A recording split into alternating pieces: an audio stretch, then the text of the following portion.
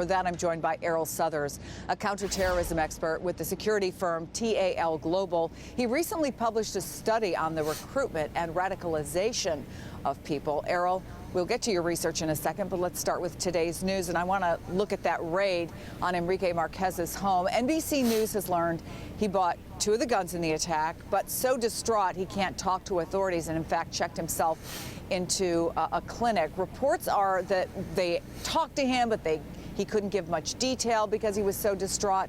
So what are the key questions for him? Well, the key questions for him, Chris, will be, of course, about the weapons, how they were purchased, what they were going to do with them, whether he's had weapons before. But more importantly, right now, the real key question is about the social network of this couple.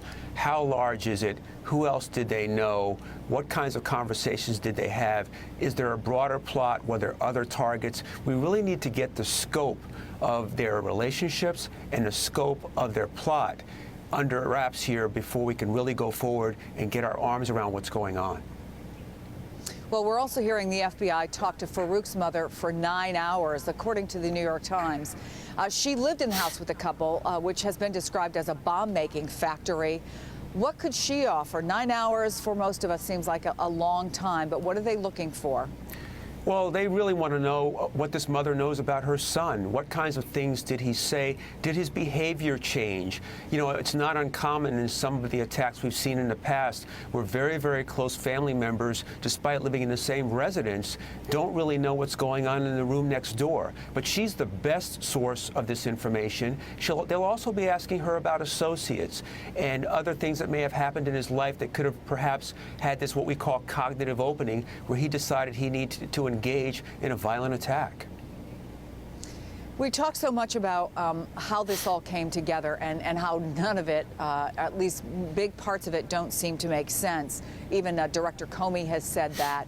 So I guess my question is, could they have pulled off an attack like this with no help? It's a very elaborate plan when you look at what was in that house. Chris, that's a very good question, and you have to look at some of the components here. Procuring the weapons is certainly something that they could have done and possibly did alone or with a friend. But what's really interesting here are the 12 pipe bombs. It would appear on the face of it that this was going to be a larger plot.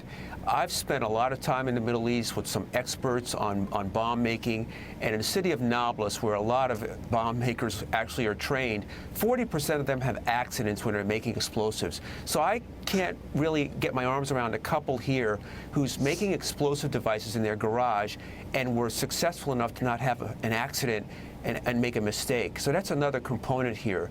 So I think, again, another very important key to this investigation is, did they have help? Were there resources? Was there intelligence? Were they financed? How large is the scope of this plot?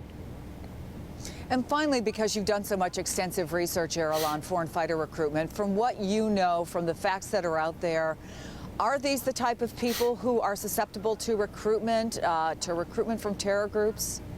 Well, this certainly is going to be a slight aberration in what we've seen. I will say this, the group of people that are being recruited and radicalized is extremely diverse. We've seen both genders, we've seen people that are successful, like this individual. It's not uncommon. But one of the things that we are going to be looking at is just to see what kinds of changes happen in his life. You know, we think that it's because they don't have an opportunity in this country. This gentleman was employed with benefits, had been there for some time, so that wasn't the case. We also think that online recruitment is the only effort here. We can see in this case that that may not have been the situation as well.